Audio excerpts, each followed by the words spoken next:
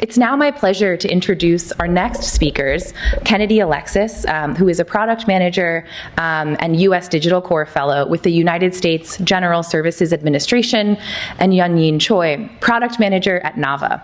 Together, Kennedy and Yan-Yin will be presenting a lightning talk, balancing security and customer experience during digital account creation and authentication for benefits delivery, based on research their team has conducted this year as part of the Federal Facing a Financial Shock initiative. It is now my pleasure to welcome them to the stage.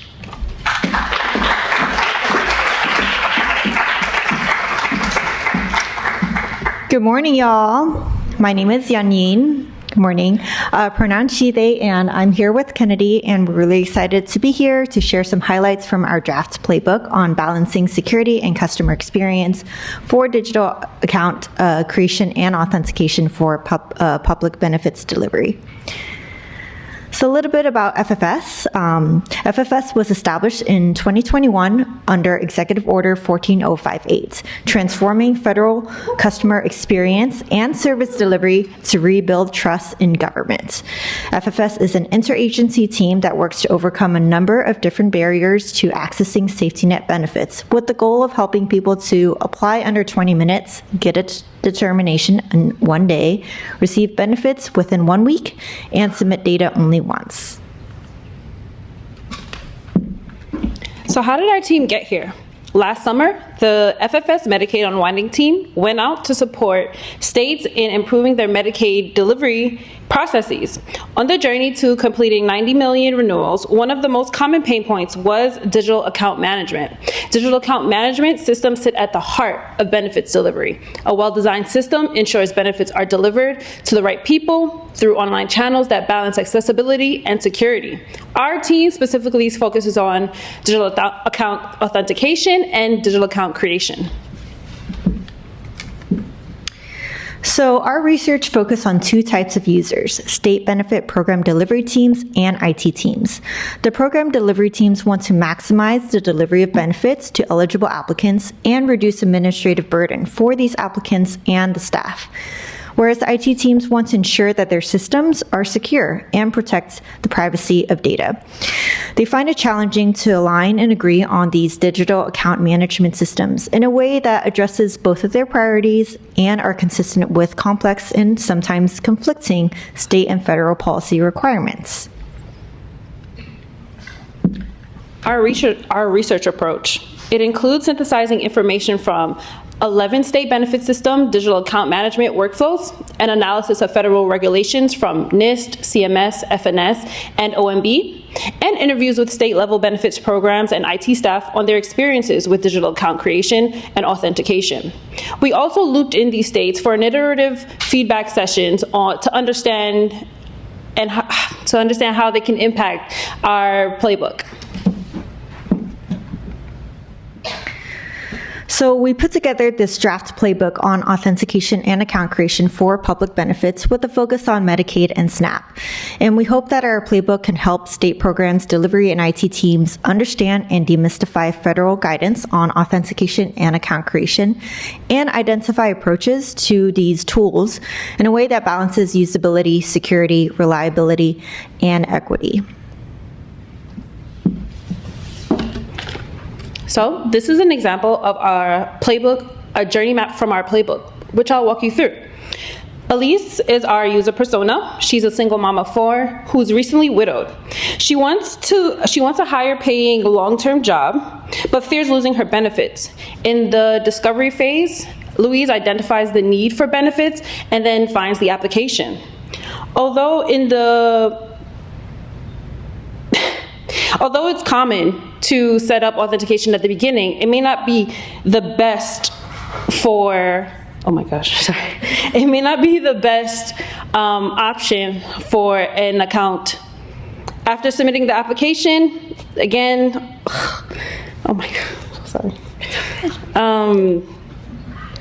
although it's not the best,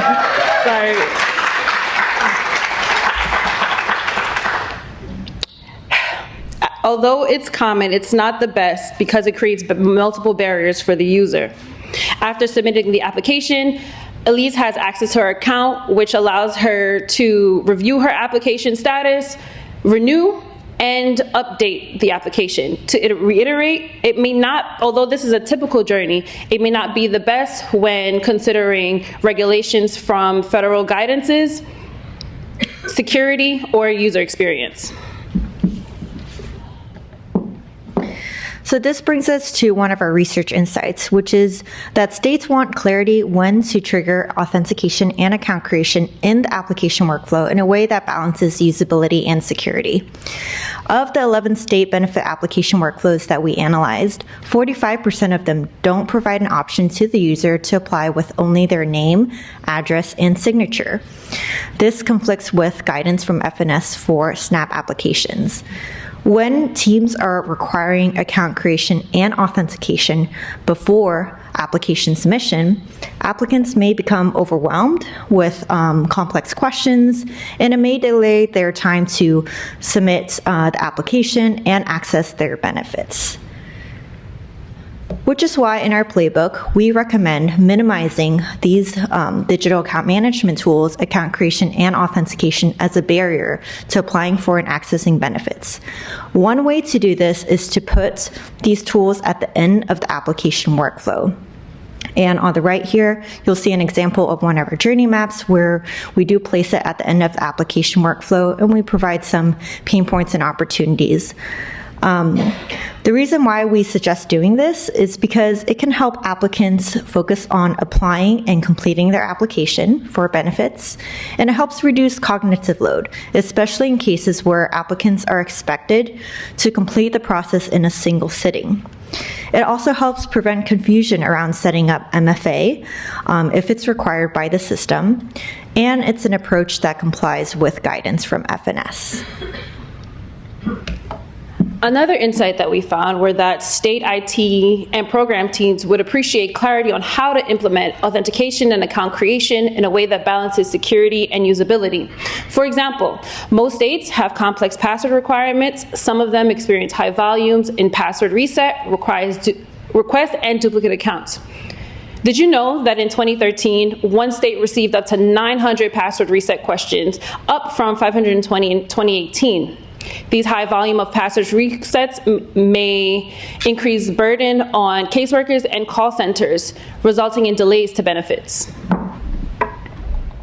Which is why one recommendation in our playbook is to require longer passwords without complex requirements.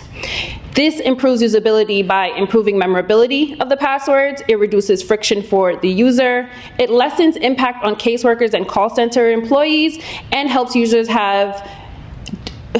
who may have difficulty with technology. In terms of security and privacy, it minimizes the use of password reuse across the site, and according to NIST, longer passwords make it harder to hack with brute force. In our playbook, we include illustrations like you see on the left-hand side to give our state teams a visual representation of what some of our implementations look like. In our playbook, we also cover a number of different other topics related to account creation, from password setup to username setup, and collecting personal information. We also go over all of the other options as to when to place authentication and account creation in the application workflow, and we go into the trade-offs for usability and security for all of those options. We also go over MFA setup as well as general usability. And during our research, we made sure to validate that these elements will help state program and IT teams collaborate more effectively and identify approaches.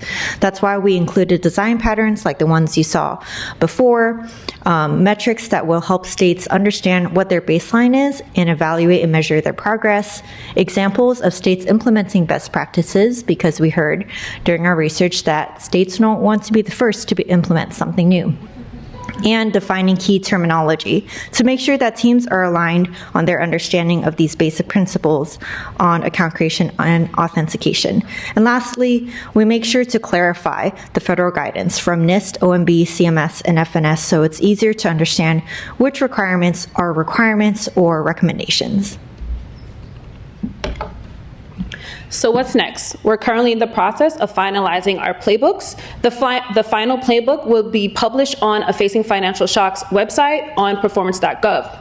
We'd like to thank our FFS team members and leaders from HHS, USDS, US Digital Corps, and Nava. We're also very thankful to the many people who contributed their expertise, time, and knowledge, including CMS, FNS, the Beck Center, and all of our state staff.